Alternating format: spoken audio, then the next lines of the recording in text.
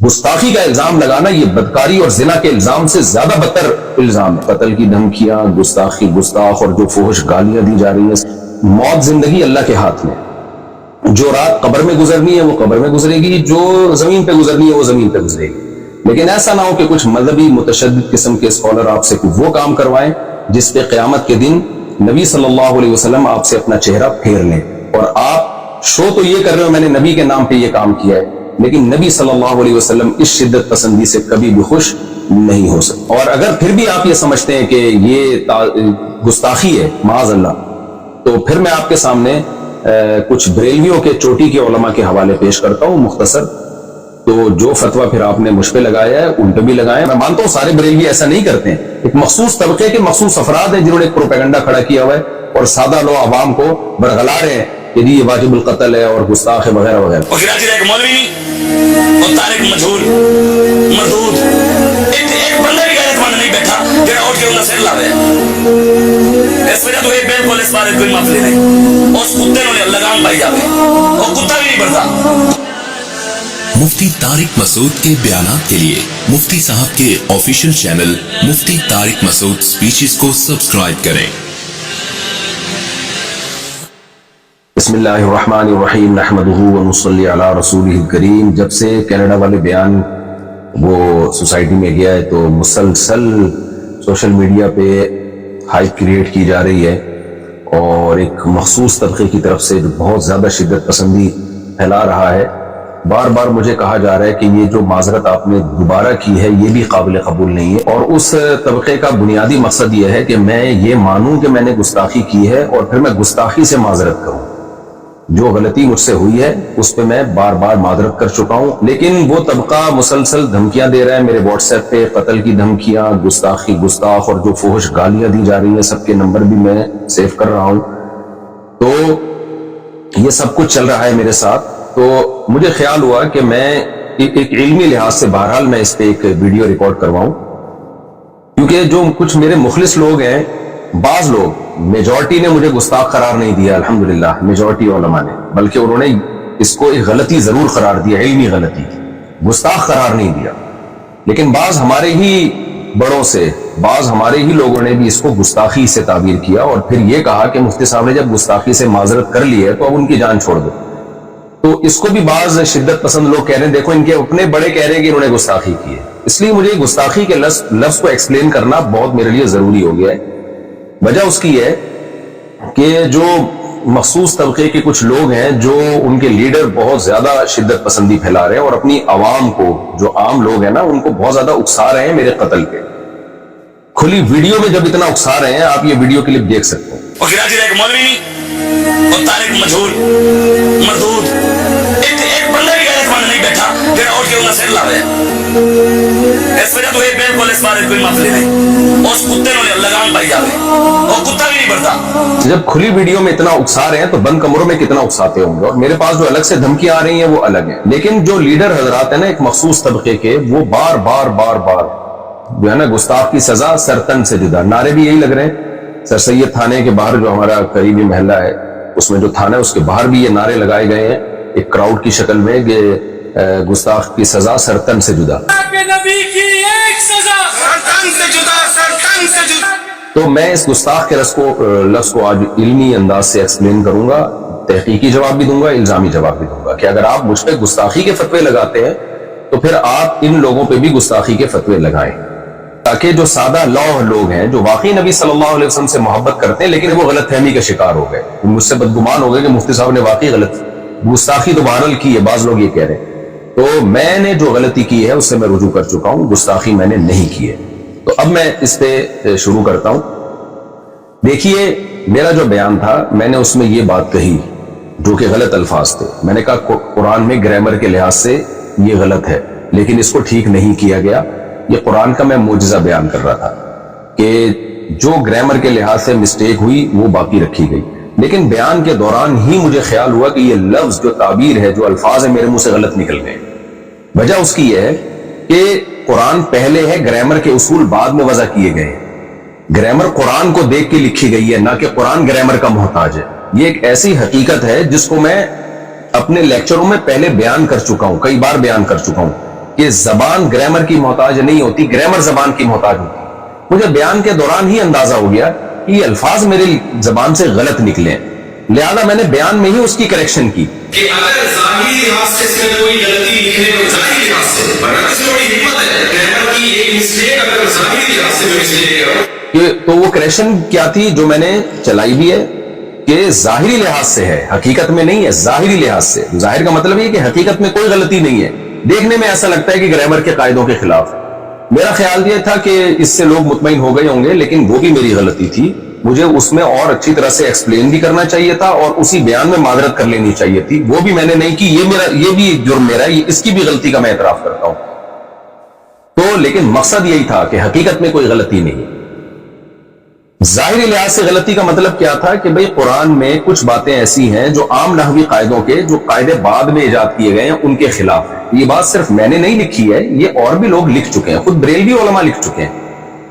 یہ دیکھیں مقدمہ تفسیر نعیمی، مصنف حکیم الامہ مفتی احمد یار خان نعیمی، یہ بریلویوں کے بڑے عالم ہیں، صفحہ نمبر 20 پہ لکھتے ہیں بعض کلمات نحوی قاعدے کے خلاف معلوم ہوتے ہیں لیکن وہ پڑھے ویسے ہی جاتے ہیں جیسے کہ ثابت ہو چکے۔ مثلا علیہ اللہ، اب دیکھیں قرآن کا عام قاعدہ ہے علیہ اللہ، لیکن قرآن میں لکھا ہے علیہ اللہ، یعنی گرامر کا عام قاعدہ ہے علیہ اللہ، لیکن پڑھا جا رہا ہے علیہ اللہ۔ اسی طرح وما انسانیہ الا الشیطان، اب عام قاعدہ جو نحو کے طالب علم جانتے ہیں یہ ہے وما انسانیہ، لیکن جو احمد یار صاحب ہیں، مفتی احمد یار صاحب جو بریلویوں کے بڑے عالم، وہ کہہ رہے ہیں کہ یہ بھی عام قاعدے کے خلاف ہے، ما انسانیہ ہے۔ اور تیسری مثال وہی دی ہے جو میں نے اپنے بیان میں دی تھی، لنسفعن بالناصیہ، تو یہ بھی انہوں نے مثال دی۔ اب میں پوری عبارت دوبارہ پڑھتا ہوں، مثلا علیہ اللہ ما انسانیہ لنسفعن وغیرہ، دوبارہ یہ عبارت پڑھ دیتا ہوں میں۔ یہ لکھتے ہیں بریلویوں کے عالم بعض کلمات نحوی قاعدے کے خلاف معلوم ہوتے ہیں لیکن وہ پڑھے ویسے ہی جاتے ہیں جیسے کہ ثابت ہو چکے، مثلا علیہ اللہ ما انسانیہ لنسفعن وغیرہ۔ تو محترم نے بھی یہ فرمایا کہ نحوی قاعدے کے خلاف معلوم ہوتے ہیں، جبکہ میں نے کیا کہا تھا، بظاہر گرامر کے خلاف ہے، بظاہر گرامر کے لحاظ سے غلط ہے، تو میں نے تو پھر بھی بظاہر کا لفظ لگا دیا تھا۔ تو میں پھر بھی مانتا ہوں کہ میری غلطی تھی، مجھے بہت اچھی طرح سے ایکسپلین کرنا چاہیے تھا اور اسی وقت اپنے الفاظ سے رجوع کر لینا چاہیے تھا، لیکن بعد میں نے رجوع ریکارڈ کروایا، اس کی کیا وجوہات تھی، یہ بھی میری غلطی ہے، اس میں بغیر تعویل کے اس کو بھی اپنے کھاتے میں ڈالتا ہوں۔ لیکن اس عمل کو آپ گستاخی نہیں قرار دے سکتے، اگر آپ نے گستاخی قرار دینا ہے تو بریلوی کے ان عالم کے عمل کو بھی اور ان کی عبارت کو بھی آپ گستاخی قرار دیں۔ اور میں نے تو ان الفاظ سے توبہ کر لی، ان عالم نے تو توبہ بھی نہیں کی، اب تک تو ہمارے پاس کوئی ایسا ریکارڈ نہیں ہے کہ انہوں نے الفاظ سے توبہ کی۔ تو اصل مدعا میرا یہ ہے کہ نہ میرے الفاظ کو آپ گستاخی پر لے جا سکتے ہیں، نہ تفسیر نعیمی کے مصنف کے الفاظ، بریلوی عالم کے الفاظ کو آپ گستاخی قرار دے سکتے ہیں۔ آپ ان کے الفاظ کو بھی علمی غلطی قرار دے سکتے ہیں، میرے الفاظ کو بھی علمی غلطی قرار دے سکتے ہیں، یہ علمی غلطی قرار دینے پر ہمیں کوئی اعتراض نہیں ہے، لیکن آپ اس عمل کو گستاخی مت قرار دیں، کیونکہ اگر یہ ہے تو میں گستاخ ہوں تو پھر یہ بھی گستاخ ہیں، اور وہ تمام علماء گستاخ ہیں جنہوں نے اس علمی نقطے کو اس انداز سے بیان کیا ہے۔ دوسری روایت دیکھیں، عن هشام بن عروة عن أبيه قال سألت عائشة عن لحن القرآن إن هذان لساحران، وعن قوله والمقيمين الصلاة والمؤتون الزكاة، وعن قوله والذين هادوا والصابئون، فقال يا ابن أختي هذا عمل الكتاب أخطأوا في الكتابة، رواه الطبري في تفسيره جلد نمبر 1 صفحہ نمبر 18۔ علامہ طبری رحمہ اللہ تعالیٰ اپنی تفسیر کی جلد نمبر 1 صفحہ نمبر 18 میں لکھتے ہیں، اور یہ روایت مصنف ابن ابی شیبہ میں بھی ہے، فرماتے ہیں کہ عبداللہ بن زبیر جو حضرت عائشہ کے بھانجے تھے، انہوں نے سیدہ عائشہ رضی اللہ تعالی عنہا سے قرآن کی بعض آیتوں کے متعلق پوچھا، ظاہر ہے وہ آیتیں عام گرامر قاعدوں سے ہٹ کر تھی، تو حضرت عائشہ رضی اللہ تعالی عنہا سے ان کی جب تفسیر پوچھی تو حضرت عائشہ نے فرمایا کہ یا ابن اختی، اے میرے بھانجے، ھذا عمل الکتاب اخطئوا فی الکتابہ، یہ کاتبوں کا عمل ہے جنہوں نے کتابت میں خطا کی ہے۔ تو یہاں بھی سیدہ عائشہ کا مطلب، خطا کا مطلب یہ نہیں ہے کہ سچی مچی میں غلطی کی ہے، وہ خطا یہ بیان کرنے کے لیے بتا رہی ہیں کہ یہ جو عام قاعدے جو گرامر کے اصول کیے گئے ہیں، یہ عام قاعدوں سے ہٹ کر انہوں نے اس کو لکھا ہے، جمہور حضرات نے یہی مفہوم بیان کیا ہے اس کا۔ تو یہاں بھی میں یہ کہوں گا کہ کیا آپ سیدہ عائشہ کو بھی معاف نہیں کرو گے؟ آپ یہ کہو گے انہوں نے معاذ اللہ دعویٰ کیا کہ قرآن میں تحریف ہوئی ہے، قرآن کو غلط لکھا گیا ہے، اور قرآن کی کتابت کے طریقے غلط تھے، یا علامہ طبری جو بڑے مفسر ہیں جن کو دیوبندی بھی مانتے ہیں، بریلوی بھی مانتے ہیں، اہل حدیث بھی بہت بڑا مفسر مانتے ہیں، آپ ان کو گستاخ قرار دیں گے کہ انہوں نے سیدہ عائشہ کا یہ قول نقل کیا اور پھر سیدہ عائشہ کو گستاخ نے، کیونکہ آپ لوگ تو کہتے ہیں گستاخ کو گستاخ قرار نہ دینا بھی گستاخی ہے، تو کیا ہے معاذ اللہ آپ ان سب کو گستاخ قرار دیں گے؟ ظاہر ہے آپ یہ کہیں گے کہ ایک چیز ہے جس کو یہ اپنے الفاظ میں بیان کر رہے ہیں، اور پھر میں بار بار بتاؤں یہ سب کا امت کا اتفاق ہے، میں مفسرین کے حوالے بھی دے سکتا ہوں اور میرے پرانے بیانات بھی مل جائیں گے اس پر، کہ گرامر قرآن کی محتاج ہے، قرآن گرامر کا محتاج نہیں ہے۔ اس زمانے میں عربی کے قواعد و ضوابط منضبط نہیں کیے گئے تھے، گرامر کو بعد میں وضع کیا گیا ہے، تو جو اکثر قاعدے اور کلیے جو انہوں نے وضع کیے ہیں تو قرآن کی بعض آیتیں ان اکثر قاعدوں پر منطبق نہیں ہوتی تھی، لیکن ان کی بھی بہت سے حضرات نے تعویل کی ہے، جیسے لنسفام من ناسیہ میں عین کے بعد جو نون آ رہا ہے، تو نون میں بہت سے حضرات نے کہا ہے کہ یہ گرامر کے قاعدوں کے مطابق ہے، یہ گرامر کے قاعدے کے خلاف بھی نہیں ہے، مطابق اس لیے کہ یہ جو نون تاکید ہے نا اس کو الف کے ساتھ بھی لکھا جاتا ہے، اس کی کچھ مثالیں بھی دی ہیں، تو یہ دونوں اقوال علماء میں پہلے سے چل رہے ہیں۔ کسی نے کہا کہ بعد میں جو قواعد و ضوابط وضع کیے گئے بہت ساری چیزیں اس قاعدے پہ منطبق نہیں بیٹھتی، تو کوئی بات نہیں، اس سے قرآن کا غلط ہونا ثابت نہیں ہوتا، وجہ اس کی گرامر تو بعد میں آئی ہے۔ اور بعض نے کہا نہیں بھائی، گرامر جو اس دور میں گرامر تھی جو اصل ہے اس کے، اور اس کے اوپر شواہد بھی پیش کیے انہوں نے، دلائل بھی پیش کیے کہ اس کے مطابق یہ گرامر کے بھی عین مطابق ہے، تو یہ شروع سے اختلاف چلا آ رہا ہے اور یہ سب کی تعبیرات ہیں۔ ابھی تو میرا مدعا صرف یہ ثابت کرنا ہے کہ اگر مجھ سے الفاظ میں غلطی ہوئی ہے اور آپ اس کو گستاخی قرار دے رہے ہیں جبکہ میں ان الفاظ سے غلطی سے بار بار رجوع بھی کر چکا ہوں، تو کیا آپ ان بڑے بڑے حضرات کو بھی معاذ اللہ نقل کفر گستاخ قرار دیں گے؟ تو ہمیں اس طرز عمل پہ غور کر لینا چاہیے۔ اب ہم آتے ہیں دوسرے مسئلے کی طرف، لفظ امی کی طرف۔ اس پر بھی مجھ پہ بہت زیادہ گستاخیوں کے فتوے لگ رہے ہیں کہ میں نے رسول اللہ صلی اللہ علیہ وسلم کے بارے میں یہ کہا ہے کہ آپ لکھنا پڑھنا نہیں جانتے تھے، اور کہا گیا ہے کہ یہ بھی گستاخی کی ہے۔ بعض لوگوں نے تو یہ کہہ دیا کہ میں نے نبی کو ان پڑھ کہا ہے، حالانکہ میں نے نبی صلی اللہ علیہ وسلم کی طرف ان پڑھ کے لفظ کی نسبت نہیں کی، اور میں اس لفظ نبی کی طرف ان پڑھ کے لفظ کی نسبت کو ادب کے خلاف سمجھتا ہوں۔ تو میں نے کہا ہے کہ آپ صلی اللہ علیہ وسلم لکھنا پڑھنا نہیں جانتے تھے۔ تو بعض حضرات نے یہ کہا ہے کہ نبی صلی اللہ علیہ وسلم جو تھے کسی انسان سے آپ نے نہیں سیکھا، اللہ نے آپ کو لکھنا پڑھنا سکھایا ہے، تو اس لیے میں نے جو یہ کہا کہ آپ لکھنا پڑھنا نہیں جانتے تھے، گویا یہ میں نے معاذ اللہ نقل کفر نبی کی گستاخی کی ہے، کیونکہ اللہ نے آپ کو لکھنا پڑھنا سکھایا تھا۔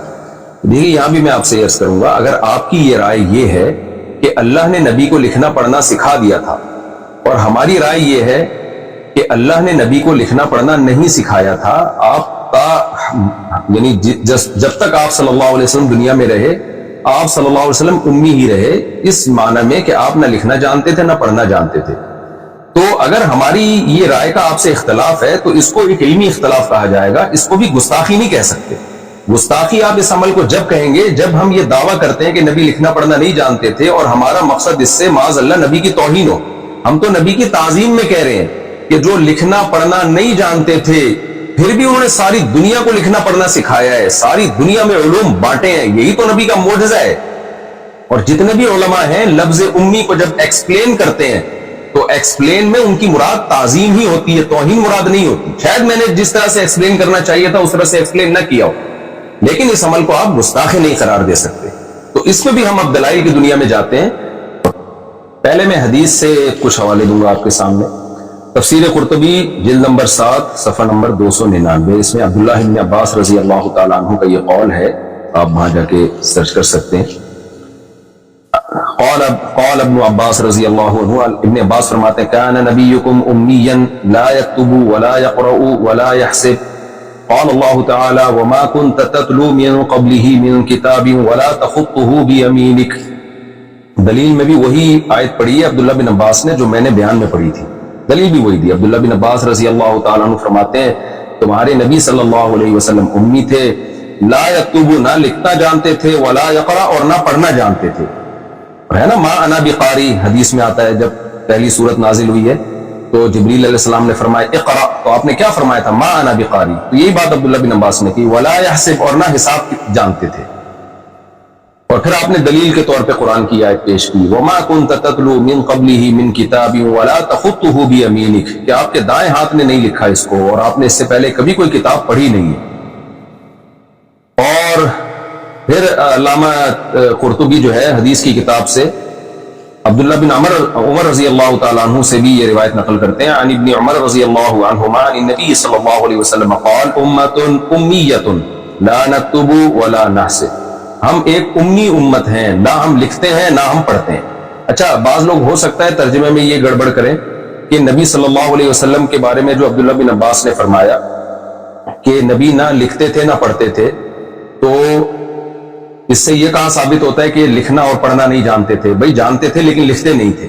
لیکن اگلی حدیث میں اس کو کلیئر کر دیا. آپ نے فرمایا ہم امی امت ہیں نہ لکھنا جانتے ہیں نہ پڑھنا جانتے ہیں. اگر ہم اس کا ترجمہ یہ کریں گے کہ ہم نہ لکھتے ہیں نہ پڑھتے ہیں تو یہ بات تو مشاہدے کے خلاف ہو جائے گی. بعض صحابہ تو لکھتے بھی تھے پڑھتے بھی تھے.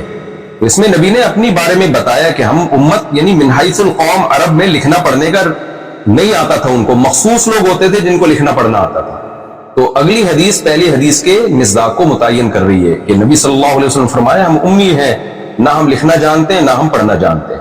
اور یہ حدیث صحیح ہے مسلم میں 1080 صراحتاً بھی ہے جو میں آپ کے سامنے پڑھ دیتا ہوں. عن عبد الله بن عمر رضی اللہ عنہ يحدث عن النبي صلی اللہ علیہ وسلم قال انا امت امیت لا نکتب ولا نحسب. نبی صلی اللہ علیہ وسلم نے فرمایا کہ ہم امی امت ہیں نہ ہم لکھنا جانتے ہیں نہ ہم حساب و کتاب کرنا جانتے ہیں. تو پھر بھی اگر آپ کا اختلاف ہے کہ نہیں بھئی نبی صلی اللہ علیہ وسلم کو اللہ نے لکھنا پڑھنا سکھا دیا تھا تو یہ علمی اختلاف کہلائے گا. اس میں آپ کہیں گے ہمارا اس میں مفتی طارق مسعود صاحب سے اور جمہور امت سے اختلاف ہے. اس کو آپ گستاخی نہیں قرار دے سکتے. جمہور امت کا وہی عقیدہ ہے کہ نبی صلی اللہ علیہ وسلم لکھنا پڑھنا نہیں جانتے تھے مگر یہ آپ کی تعریف ہے اور آپ صلی اللہ علیہ وسلم کی تعظیم ہے کہ جو نہ لکھنا جانتا ہو نہ پڑھنا جانتا ہو پوری دنیا کو لکھایا بھی پڑھایا بھی اور پوری دنیا علوم میں اس کی محتاج ہے. بعد از خدا بزرگ کوئی قصہ مختصر اللہ کے بعد کوئی صاحب علم ہے تو پیغمبر صلی اللہ علیہ وسلم. تو آپ کیسے میرے اس طرز بیان کو آپ گستاخی قرار دے رہے ہیں. یہ صحیح ہے بخاری حدیث نمبر 2731. یہ واقعہ کیا ہے؟ صلح حدیبیہ کا مشہور واقعہ. جب حدیبیہ میں صلح ہوئی نبی صلی اللہ علیہ وسلم اور صحابہ مشرکین مکہ کے درمیان تو جو صلح میں معاہدہ ہوا تھا وہ ریٹن فارم میں لایا جا رہا تھا. آپ صلی اللہ علیہ وسلم نے سیدنا علی رضی اللہ تعالیٰ عنہ کو بلایا اور ان سے فرمایا کہ لکھو اکتب بسم اللہ الرحمن الرحیم. بسم اللہ الرحمن الرحیم سے لکھنا شروع کرو. آخر میں آپ صلی اللہ علیہ وسلم نے کیا لکھوایا حضرت علی سے؟ ھذا ما قضى علیہ محمد الرسول اللہ. یہ وہ فیصلہ ہے جو محمد صلی اللہ علیہ وسلم جو اللہ کے رسول ہے ان کا فیصلہ ہے. یہ لکھ دیا گیا. مشرکین نے اس پہ بھی اعتراض کیا تو کہنے لگے فواللہ لو كنا نعلم انك رسول الله ما صددناك عن البيت ولا قاتلناك. بھائی اگر ہم آپ کو رسول اللہ مان لیں تو ہم آپ سے جھگڑا پھر ہم آپ سے نہ قتال کرتے نہ ہم بیت اللہ میں آنے سے آپ کو روکتے. سارا جھگڑا ہی اس لفظ کا ہے کہ ہم آپ کو رسول اللہ نہیں مانتے. یہ لہذا یہ لفظ بھی آپ مٹائیں. ولكن اكتب محمد ابن عبد اللہ. کہنے لگے کہ بھئی آپ محمد بن عبداللہ لکھیں. قال النبی صلی اللہ علیہ وسلم واللہ انی لرسول اللہ وان کذبتمونی. اللہ کی قسم میں اللہ کا رسول ہی ہوں اگرچہ تم مجھے جھٹلاؤ. پھر آپ نے سیدنا علی رضی اللہ عنہ سے فرمایا اکتب محمد ابن عبداللہ. اے علی لکھ دو محمد بن عبداللہ. امام زہری کہتے ہیں کہ حضرت علی رضی اللہ تعالیٰ عنہ جو تھے وہ ان کو یہ بہت مشکل لگا ان کو کہ میں رسول اللہ کے لفظ کو اپنے ہاتھ سے کیسے مٹاؤں. تو نبی صلی اللہ علیہ وسلم نے پھر کیا فرمایا سیدنا علی سے بخاری کی حدیث کے مطابق ارینی مکانہا. اے علی مجھے بتاؤ کہاں لکھا ہے رسول اللہ. فاراہ مکانہا. حضرت علی نے بتایا نبی کو. فمحاہا. نبی نے اپنے دست مبارک سے اس کو مٹا دیا. اس سے بھی صاف پتہ چلتا ہے بھائی اگر ہمارے نبی صلی اللہ علیہ وسلم لکھنا جانتے یا پڑھنا جانتے تو آپ سیدنا علی سے کیوں پوچھتے کہ مجھے بتاؤ کہاں لکھا ہوا ہے. تو یہ تمام چیزیں نبی کی تعظیم کو بڑھاتی ہیں کہ جو پیغمبر نہ لکھنا جانتا ہو نہ پڑھنا جانتا ہو لیکن اس سے ساری دنیا کو علوم سکھائے. اور میں دوبارہ اس شعر کو ریپیٹ کرتا ہوں بعد از خدا بزرگ کوئی قصہ مختصر. پوری امت کا اس پر اجماع ہے کہ اللہ کے بعد سب سے زیادہ علم اللہ نے سید الانبیاء محمد صلی اللہ علیہ وسلم کو دیا ہے. لیکن آپ کو امی کہنا یا آپ کو یہ کہنا کہ آپ صلی اللہ علیہ وسلم لکھنا پڑھنا نہیں جانتے تھے اور تعظیم کی نیت سے کہنا پھر اس کو ایکسپلین کرنا یہ تمام باتیں اس بات کی دلیل ہیں کہ یہ کہنے والا نبی کی تعظیم کر رہا ہے اور ایسے تعظیم کرنے والے پر گستاخی کے فتوے لگانا کسی بھی طرح سے نہیں بنتا. اور اگر پھر بھی آپ یہ سمجھتے ہیں کہ یہ گستاخی ہے معاذ اللہ، تو پھر میں آپ کے سامنے کچھ بریلویوں کے چوٹی کے علماء کے حوالے پیش کرتا ہوں مختصر. تو جو فتویٰ پھر آپ نے مجھ پہ لگایا ہے ان پہ بھی لگائیں. کنز الایمان مع خزائن العرفان، امام احمد رضا خان بریلوی صاحب، ان کی تفسیر، انہوں نے قرآن کی جو آیت ہے فآمنوا باللہ ورسولہ النبی الامی الذی یؤمن باللہ وکلماتہ، اس آیت کی تفسیر میں لکھتے ہیں اللہ اور اس کے رسول بے پڑھے غیب بتانے والے. الامی کا ترجمہ انہوں نے کیا بے پڑھے، حالانکہ میں نے بے پڑھے کا مطلب اردو میں ان پڑھ ہی سمجھا جاتا ہے، جبکہ میں نے تو لفظ بے پڑھے استعمال نہیں کیا. میں نے تو کہا آپ صلی اللہ علیہ وسلم لکھنا پڑھنا نہیں جانتے تھے، جبکہ جناب احمد رضا خان بریلوی نے تو بے پڑھے کا لفظ نبی صلی اللہ علیہ وسلم کے لیے استعمال کیا ہے. اور میرا ایک کلپ موجود ہے جناب امام احمد رضا خان کے فیور میں، آپ وہ یوٹیوب پہ سرچ کر سکتے ہیں کہ میرے سامنے کسی نے کوئی عبارت نکالی اور کہا کہ اس سے تو ان کی گستاخی ثابت ہو رہی ہے، تو میں نے اس کی تعویل کی، کیونکہ بعض لوگ مجھ پہ یہ الزام لگا رہے ہیں کہ ان کے لیے اپنے لیے اصول کچھ اور ہیں، دوسروں کے لیے اصول کچھ اور ہیں. یہ الزام بھی غلط ہے. آپ میرا وہ کلپ دیکھ سکتے ہیں کہ اس میں جناب احمد رضا خان، بہت پرانا کلپ ہے وہ، میں کہہ رہا ہوں اس سے گستاخی کا پہلو نکالنا ٹھیک نہیں ہے. تو جب ہم جناب احمد رضا خان بریلوی سے بیسیوں اختلافات کے باوجود ان کی اس بے پڑھے لفظ سے گستاخی کا پہلو نہیں نکال رہے، تو آپ ہمیں لفظ امی کو ایکسپلین کرنے میں آپ ہمیں کیسے گستاخ قرار دے سکتے ہیں؟ ایک اور حوالہ مظہر القرآن، تفسیر مظہر القرآن جلد اول میں بریلویوں کے بہت بڑے عالم ہیں شیخ الاسلام مفتی شاہ محمد مظہر اللہ دہلوی، یہ اپنی کتاب میں لکھتے ہیں اللہ تعالیٰ نے مجھے یعنی محمد صلی اللہ علیہ وسلم کو پچھلی کتابوں میں امی لقب سے یاد فرمایا. آگے اس کی ایکسپلینیشن، اس کی روایت کی کو ایکسپلین کرتے ہوئے کہتے ہیں اس لیے کہ آپ ان پڑھ تھے. اب آپ دیکھیں انہوں نے تو آپ کے لیے ان پڑھ کا لفظ استعمال کیا ہے، میں نے تو ان پڑھ کا لفظ بھی استعمال نہیں کیا. پھر آگے کہتے ہیں یا اس وجہ سے کہ آپ ام القریٰ یعنی مکہ میں پیدا ہوئے تھے، ان پڑھ ہونا حضور کے لیے بڑا فخر ہے، نہ کہ نہ پڑھے نہ لکھے اور وحی کے ذریعے سے بڑے بڑے لوگوں کو دنیا اور دین کے انتظام سکھائے. دوبارہ میں ان کے الفاظ کو ریپیٹ کر دیتا ہوں. کہتے ہیں اس لیے کہ آپ صلی اللہ علیہ وسلم ان پڑھ تھے، اور پھر آگے فرمایا کہ حضور کی ان پڑھ ہونا حضور کے لیے بڑا فخر ہے کہ نہ پڑھے نہ لکھے اور وحی کے ذریعے سے بڑے بڑے پڑھے لکھوں کو دنیا اور دین کے انتظام سکھائے. یہی بات تو ہم پورے بیان میں کہتے رہے ہیں، پھر بھی ہم نے ادب میں ان پڑھ کا لفظ استعمال نہیں کیا. لیکن جو بریلویوں کے یہ بڑے عالم ہیں انہوں نے تو ان پڑھ کا لفظ بھی استعمال کر لیا اور نہ پڑھے نہ لکھے کا لفظ بھی استعمال کر لیا.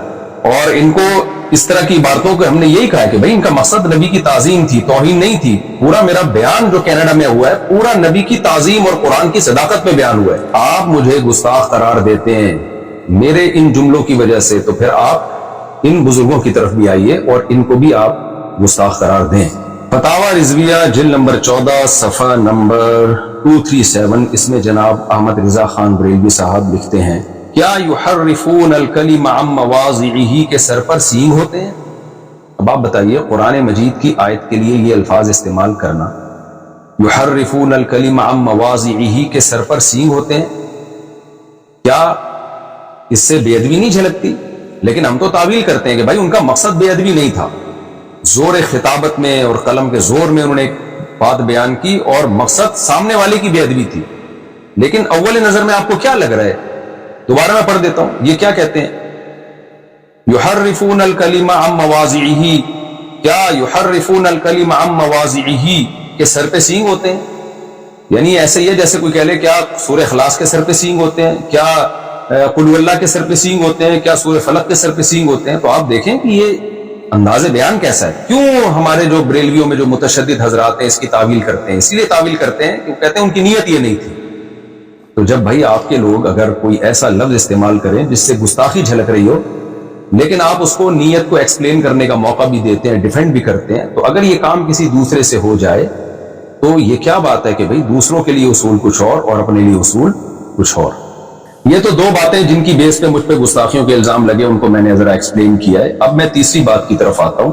شریعت کا دیکھیں ایک اصول ہے کہ ایک شخص جو نبی صلی اللہ علیہ وسلم پر ایمان رکھتا ہے، نبی کی دعوت اور تبلیغ کے لیے دنیا میں نکلا ہوا ہے. میرے سفر 99% دین کی دعوت اور تبلیغ کے لیے ہوتے ہیں، نبی کی عظمت کو بیان کرنے کے لیے، قرآن کی صداقت کو بیان کرنے کے لیے ہوتے ہیں. ایسے شخص سے اگر کوئی ایسا لفظ نکل جائے کہ جس میں گستاخی کا پہلو نکل رہا ہو اور اس کی تعویل کی جائے تو گستاخی کا پہلو نہیں نکل رہا ہو، تو شریعت کیا کہتی ہے کہ آپ کسی شخص کے کلام کو گستاخی پر محمول کریں یا اس کی کوئی تعویل کریں کسی ایسے شخص کے کلام کو جو کلمہ گو مسلمان ہے. شریعت کیا کہتی ہے اس بارے میں؟ یا اس کو سلپ آف ٹنگ پہ محمول کریں آپ کہ بھئی زبان کی خطا ہے، یہ بیان کرنے کی خطا ہے.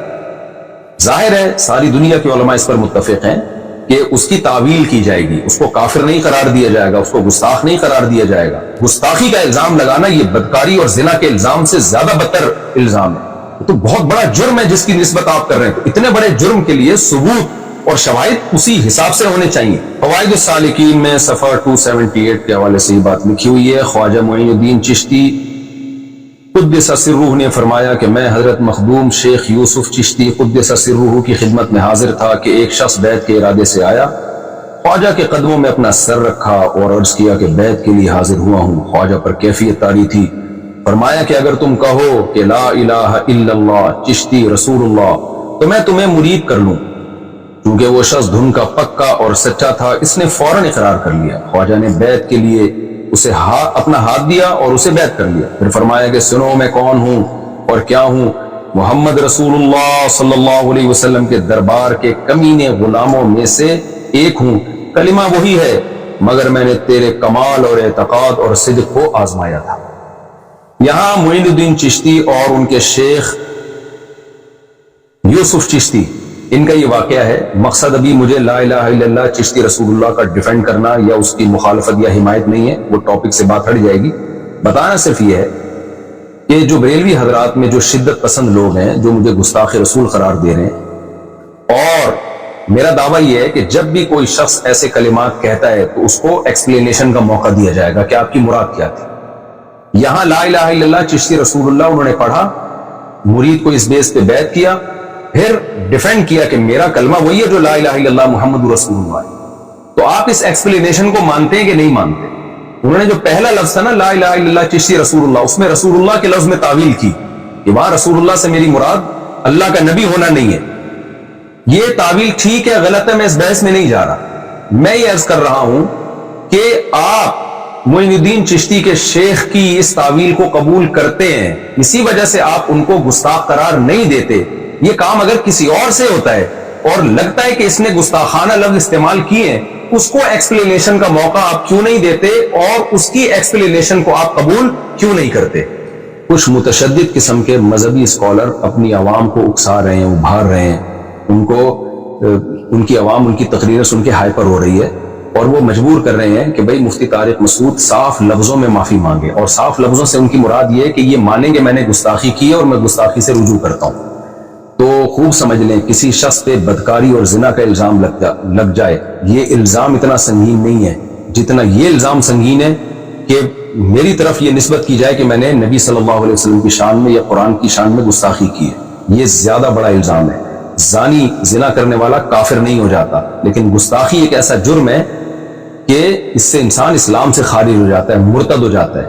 میں جب 18 سال کی عمر میں مدرسے میں داخلے کے لیے آیا ہوں تو اپنے آپ کو میں نے وقف کیا دین کی خدمت کے لیے، اور پھر پیچھے ہم نے پلٹ کے نہیں دیکھا.